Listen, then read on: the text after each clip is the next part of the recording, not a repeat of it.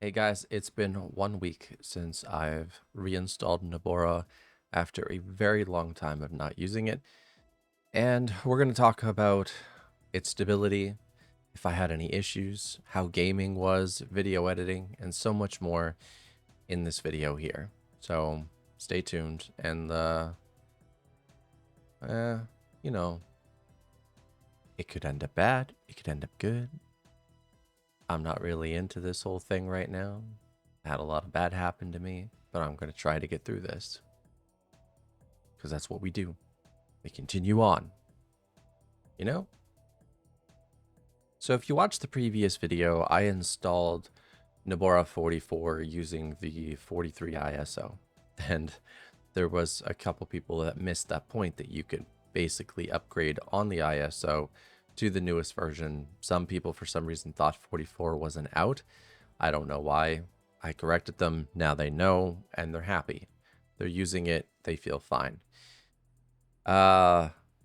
Getting my desktop environment to work was simple. It's easy. It's fast. It works. It's efficient. I have no complaints there whatsoever. Getting all my programs to work, I did that in the main video. They've been working ever since. I've not had a single issue or problem with any of it. In fact, I even managed to get some work done on my file manager by, of course, adding these bars here that show used space and free space, and I think it looks okay. And what else did I do? I added a right-click thingy, I believe. I added the ability to Control-V paste passwords, and extraction is now completely built in. It's multi-threaded. Did a bunch of stuff with this, so yeah, that's a thing. I still have to fix these SVG issues, but other than that, it's golden, right?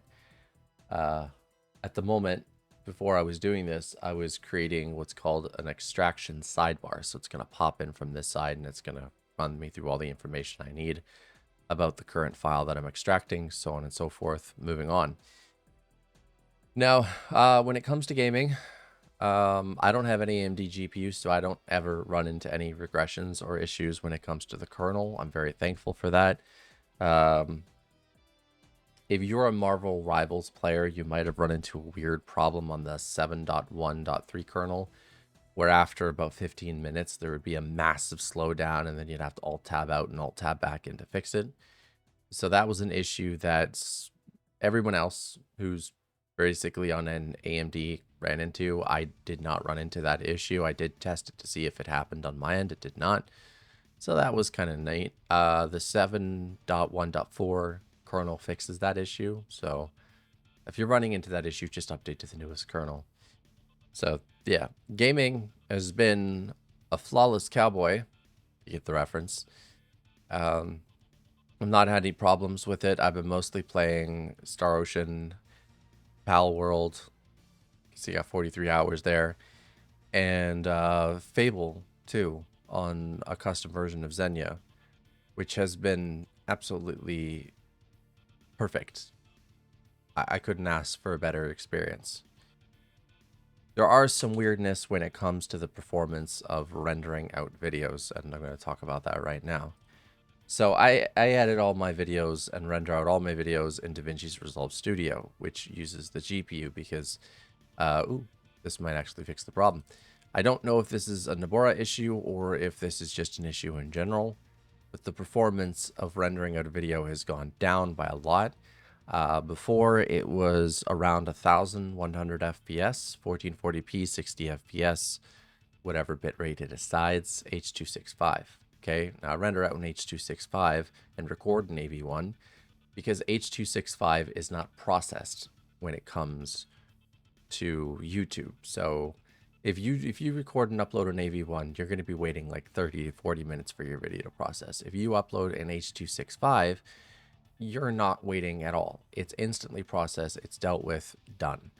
If you're uploading an H.264 still, you're back in the year 1994, because that's how archaic I feel it is, you're also going to have a long processing wait time.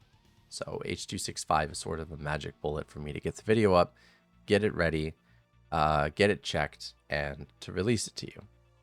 So that's what I do. And there's no quality loss between H.265 and AV1, so it's you're getting the same visual quality as if I uploaded an AV1. Okay. Now, as I said, there was a weird performance loss. I went from 1,100 FPS. I know that's like saying, oh, you lost a stupid amount of performance. Yes, I did. I went from 1,100 FPS all the way down to 750 FPS. So that's the difference right now, for some reason, between PikaOS and Nobara. I'm not sure if it's just a Nobara issue, but if it is, I, for the life of me, couldn't tell you what's causing it. I don't really care. Again, whether I render out the video in 1 minute, okay, or I render it out in 49 seconds, that's the difference between those two performances.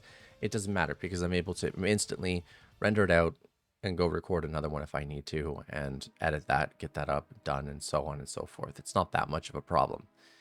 All right. Other than that, video editing's been flawless as well. No issues. Now, let's talk about the part that tends to bug people the most, which is doing system updates. There's a lot of impatient people out there, and I'm normally very impatient. Now, again, I've gone through some kernels with this thing, not gone through a driver update. Normally, if you do now, it's using DKMS, so it's not really a problem. But dealing with this is one of those ones where if you see this right here, that there's a Nobara system update, update that first, right? And then what you want to do is once that's done, once that's installed and you're ready to go, you can pretty much go back in and install everything else.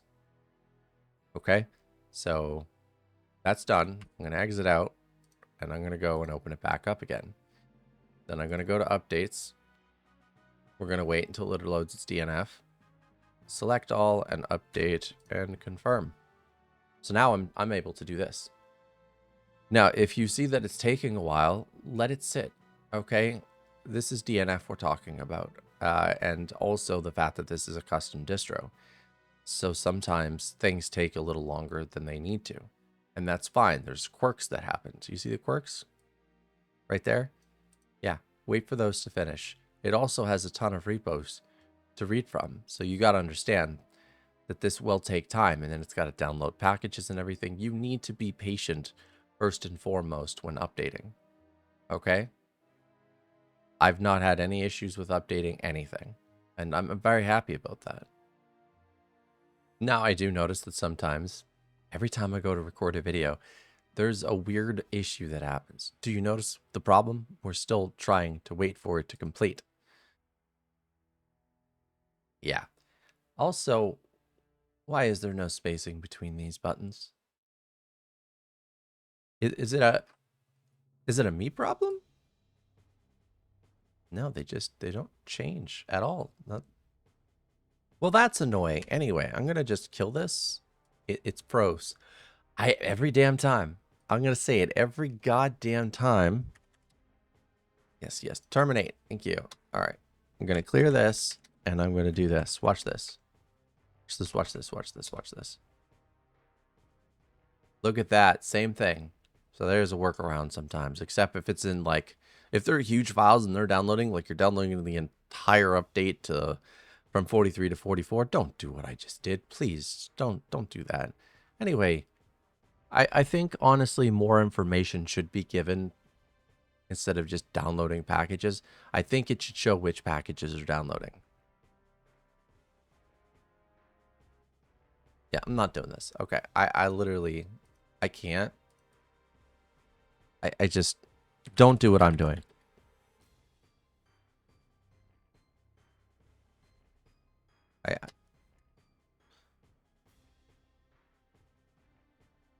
I misspelled. Again, my heart's not exactly in this video, and I'm sorry. I've just been through a very annoying, difficult time. Okay? All right, whatever. There, it's done. All right, so, I guess photo editing? Have we covered photo editing? I don't think we have. Are you? Oh, okay. I thought it was going to act up, but it worked perfectly fine. I did edit one photo in this last week, okay? I've been sending off making thumbnails to somebody else because, again, my heart was not in it, and he's been doing a fantastic job, so I figured, why not? But I did edit one photo, and I'm gonna go see if I can find it.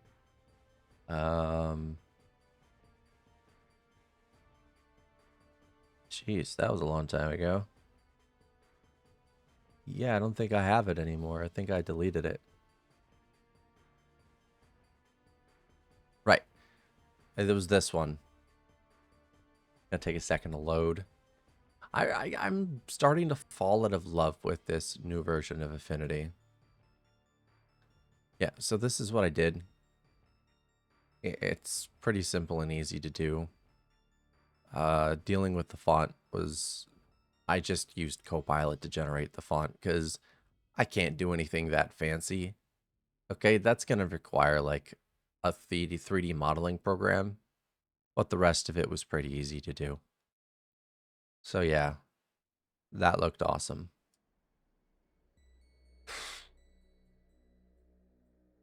You ever just have one of those months where you hate everything? I know you have. I'm right now in the middle of it. I wanted to keep this video short anyway. To pretty much sum this up, Nobara has been very stable. It's been as stable as it's always been. Again, even when I originally ran it from its very first pre-alpha ISO all the way up to I stopped using it and switched to PikaOS, I've never really run into any problems or issues with it. It's always been working great for me, and it's always felt like home. It's always felt like a place you just go back to and enjoy. I do plan on leaving it on this drive that I have it on now so that I can do updates and stuff, and if I run into any issues and I figure out how to fix them, then I can just do videos and such and make content on it. I think that would be pretty cool. But Glorious Eggroll and the rest of the developers have done an amazing job. And yes, it's more than just him on making sure that it runs very stable, and honestly, a job well done. It's been a very fun experience for the last week. I hope you guys enjoyed this video. If you did, let me know your experiences with Nobara, and they have to be recent because, again, your past experiences don't matter much today, as, again, things constantly change and go on and on and on. Things get fixed, problems get fixed, and if you're not reporting your problems when you have them to the developers, you're only doing yourself a disservice and the other people that have that same issue. So again, always report your problems to the developers, not to me, to the developers. Okay? They have Discords. Now, it's easy to communicate with them.